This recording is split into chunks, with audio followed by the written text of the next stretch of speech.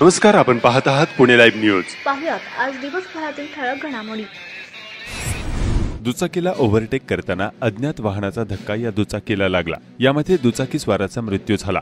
हा अपघात मध्यरात्री 1 वाजता पुणे नाशिक महामार्गावर कुरोळी तालुका खेड या ठिकाणी घडला. चंद्रकांत एकनाथ आवटे वय वर्ष 31, राहणार शेलगाव तालुका खेड असे मृत्यू झालेल्या दुचाकी स्वाराचे नाव आहे.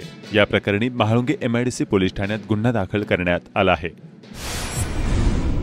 गांजा विक्री प्रकरणी अंमली पदार्थ विरोधी पथकाने दोघांना आळंदीमधून अटक केली. त्यांच्याकडून 9 किलो 47 ग्रॅम गांजा जप्त करण्यात आला. ही कारवाई सायंकाळी करण्यात आली.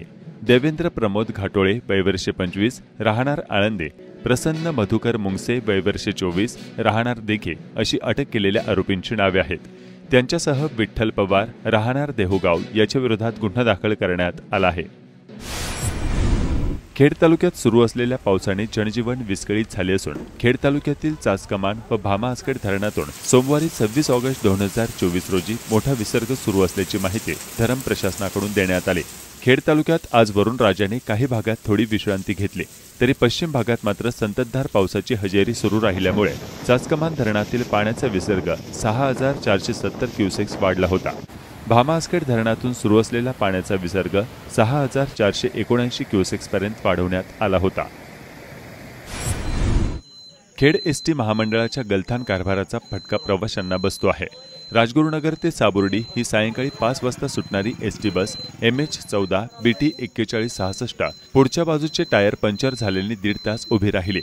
या बसमधून टोकेवाडी, सायगाव, वेताळे, साबुर्डी या गावचे 38 प्रवासी टायर बदलेपर्यंत 1.5 तास दोंदेगाव परिसरात ताटकळत बसले होते.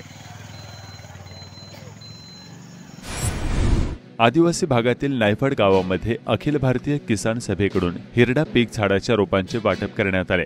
अखिल भारतीय किसान सभेने नायफड ग्रामस्थांना 500 हिरडा झाडाच्या रोपांचे वाटप करून आदिवासी समाजाच्या आर्थिक विकासाला गती देण्याचा प्रयत्न केला.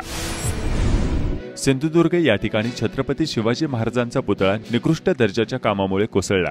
या घटनेचा निषेध म्हणून राजगुरुनगर या ठिकाणी खेड बाजार समितीसमोरील छत्रपती शिवाजी महाराज यांच्या पुतळ्यासमोर आंदोलन करण्यात आले. याप्रसंगी शरद पवार राष्ट्रवादी काँग्रेसचे तालुका पदाधिकारी, महिला पदाधिकारी व कार्यकर्ते उपस्थित होते. खेड तालुक्यातील बहुळ गावच्या उपसरपंचपदी रुपाली वाडेकर यांची निवड करण्यात आली आहे. कळमोडी धरण परिसरातील चिखलगाव या ठिकाणी अखंड हरिनाम सप्ताहाची सांगता माऊली महाराज कदम यांच्या काल्याच्या कीर्तनाने झाली. तसेच वेताळे येथे आयोजित अखंड हरिनाम सप्ताहाची सांगता हबप अर्जुन महाराज मोटे यांच्या गोपाळ काल्याच्या कीर्तनाने झाली. आळंदीमध्ये दहीहंडी उत्सवानिमित्त आंबेठाणचा प्रसिद्ध बैल लक्षाचा अनोखा सन्मान करण्यात आला. लक्षाने अनेक घाट गाजवून अनेक बक्षिसे मिळवली आहेत. मांडेकरांचा लक्षा म्हणून तो प्रसिद्ध असून त्याचा असा अनोखा सत्कार आळंदीतील दहीहंडी उत्सवानिमित्त मंगळवारी करण्यात आला.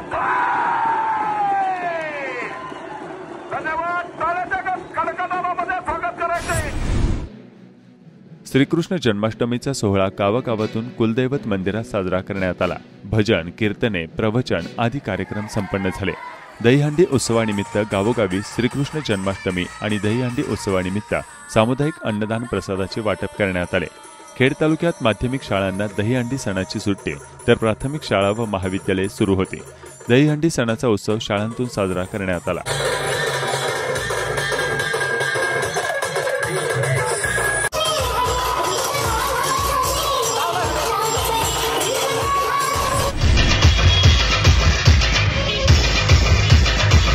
खेड तालुक्यात अनेक गावांमध्ये व चाकण आणि राजगुरुनगर शहर व लगतच्या परिसरात दहीहंडी उत्सव उत्साहात पार पडला. चाकणमधील भव्य दहीहंडी उत्सवाच्या कार्यक्रमावर थोडक्यात नजर टाकूया.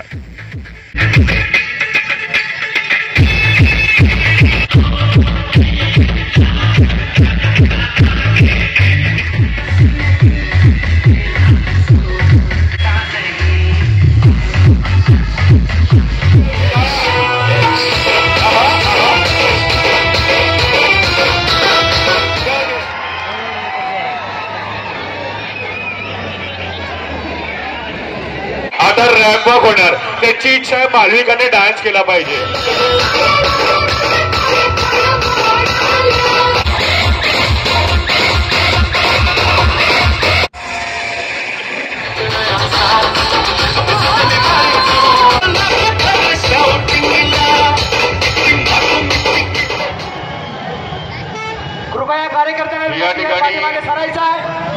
या ठिकाणी सलामी देणारा जोरदार टाळ्या वाजव्यात. अरे गोविंद रे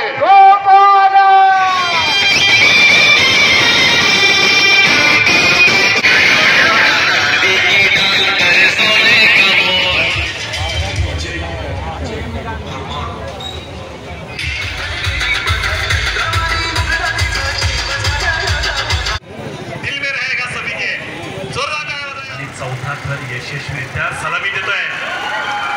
क्या बात आहे. अरे कृष्णाची बासरी वाजत आहे. आरटी प्रवेशाच्या अखेरच्या दिवशी पालकांनी खेड पंचायत समितीत सोमवारी अशी तोबा गर्दी केली होती. आंदोलनात शेवटचा दिवस ना. विविध मागण्यांसाठी पुणे जिल्हा परिषदेमध्ये घुसून दिव्यांगांनी आज टाहो फोडला. प्रहार संघटनेच्या वतीने पुणे जिल्हा परिषद कार्यालयामध्ये आंदोलन करण्यात आले. यात खेड तालुक्यातील अनेक बांधव सहभागी झाले होते. दरम्यान 3 तास झाले तरीही आंदोलनाची दखल घेत नसल्यामुळे संतप्त झालेल्या दिव्यांगांनी जिल्हा परिषदेचा ताबा घेण्यासाठी मुख्य कार्यकारी अधिकारी यांच्या कक्षाबाहेर ठिय्या मांडला. दिव्यांगांचा आक्रमकपणा पाहून माजी जिल्हा परिषद अध्यक्ष प्रदीप कंद यांनी आंदोलक व प्रशासन यांच्यात समेट घडवून बैठक घेतली. खेड तालुक्यातील भामा आसखेड चासकमान व कळमोडी धरणाचे पाणी नियोजन करणे आवश्यक असून नेमके किती पाणी खेड तालुक्यात भेटते हे जाहीर करण्याची मागणी होत आहे. पावसाळ्यात धरण भरल्यानंतरच नदीत पाणी सोडले जाते.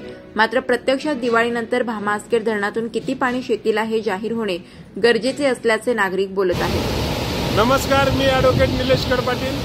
आज आपण आहोत भामा आसखेड धरणापाशी, जे 100% भरलेले आहे. त्यामुळे प्रशासनाने विसर्ग चालू केलेला आहे भामा नदीमध्ये.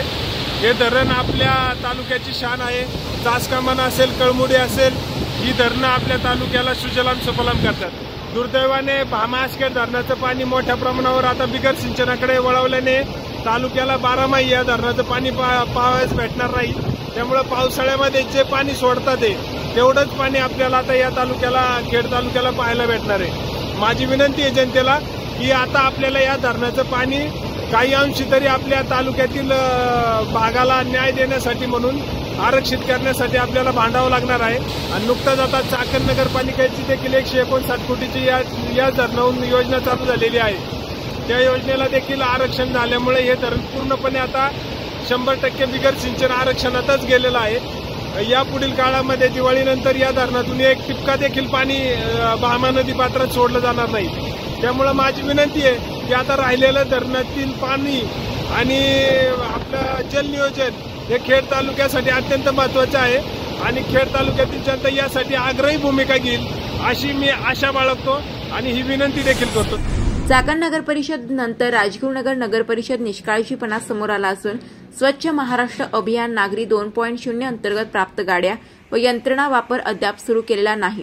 यासाठी मुहूर्त सापडला की नाही असा सवाल नागरिक उपस्थित करत आहेत. नगरपालिकेला हा शासनातून 30 लाख रुपयाचा जीसीपी भेटला होता आणि हा 30 लाख रुपये जीसीपी आपण संपूर्ण अवस्था पाहत होता. राजनगरपालिकेने जी काही काम होतात तो वापरण्यासाठी शासनाने 30 लाख रुपये खर्चून हा नगरपालिकेला जीसीपी दिला होता. परंतु हे 30 लाख रुपयाचा गैरवापर किंवा कसा धुळकात पडलेला आहे त्याचं ज्वलंत आणि जिवंत उदाहरण म्हणजे या जीसीपीची अवस्था पाहू शकता. ह्या जीसीपी का पडला बंद अवस्था असं आम्ही चौकशी केली असता. ह्या टायरचे जे आहे हा बदलायला पैसे नाही नगरपालिके. कारण काय झालं आहे ह्या जीसीपीचा टायर बदलण्यासाठी नगरपालिकेकडे पैसे नाही आहे म्हणून हा जीसीपी असा धूळखात पडलेला आहे. जर नगरपालिकेकडे टायर बदलायला पैसे नसेल तर या नगरपालिकेची काय अवस्था असेल आणि काय लायकी आहे याच्यावर ह्या जीसीपीवर करतं. त्याचप्रमाणे हा जीसीपी बंद असण्यामागचं कारण या ठिकाणी ठेकेदारांच्या जीसीपी चालवले जातात आणि नगरपालिकेचा जीसीपी असा बंद ठेवला जातो. या अर्थातच या ठिकाणी नगरपालिकेच्या काही अधिकाऱ्यांची आणि इथल्या काही ठेकेदार, काही पुढाऱ्यांची टक्केवारी मिळून कामं चालतात आणि सर्व जे काही शहरात कचरा गाड्या असतील त्यामध्ये टक्केवारी आणि या जीसीपी सुद्धा प्रायव्हेट चालवतात त्याच्यातही टक्केवारी भेटते. म्हणून ह्या शासनाने दिलेल्या गाड्या या तुम्ही पाहू शकता सगळ्या गाड्या जे काय आहेत त्या बंद आणि धुळखात पडलेल्या आहेत. चाकण शहरात विजेचा लपंडाव संपता संपेना अशी स्थिती झाली आहे. आंबेठाण चौक येथील विद्युत रोहित्र व मुख्य जंक्शनमध्ये वारंवार बिघाड होत आहे. मात्र महावितरण अधिकारी याकडे दुर्लक्ष करत असल्याची तक्रार स्थानिक नागरिक करत आहेत. पीएमआरडीए द्वारा काळूस प्रमुख जिल्हा मार्ग 72 रस्त्याचे डांबरीकरण ऐन पावसाळ्यात ठेकेदाराने केले होते. याबाबत पुणे लाईव्हकडे गावकरी लोकांनी रस्ता खराब झाला अशी तक्रार केली. याची बातमी लावल्यानंतर पीएमआरडीए प्रशासन यांनी संबंधित ठेकेदार यास नोटीस बजावली आहे. त्याला काम नीट करेपर्यंत बिल देणार नसल्याचे उपअभियंता नाईक यांनी पुणे लाईव्ह बरोबर बोलताना सांगितले आहे. टक्केवारी देण्यासाठी ठेकेदार रस्ते निकृष्ट दर्जाचे करत असल्याचा आरोप होत आहे. चाकण येथे काल रात्री कृष्ण जन्म कार्यक्रम इस्कॉनद्वारा विष्णू मंदिर येथे उत्साहात साजरा झाला. दिवसभरात अंदाजे 15,000 भाविक भक्त यांनी दर्शनाचा लाभ घेतला असल्याचे स्थानिक इस्कॉन व्यवस्थापक यांनी सांगितले.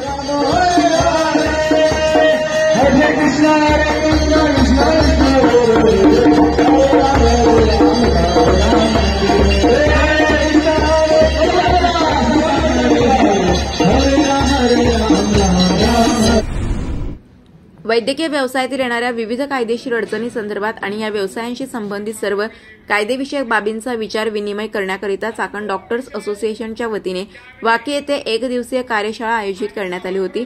या कार्यशाळेमध्ये उत्तर पुणे जिल्ह्यातील तसेच मोशी आळंदी परिसरातील सुमारे 400हून अधिक प्रसिद्ध डॉक्टर्स उपस्थित होते.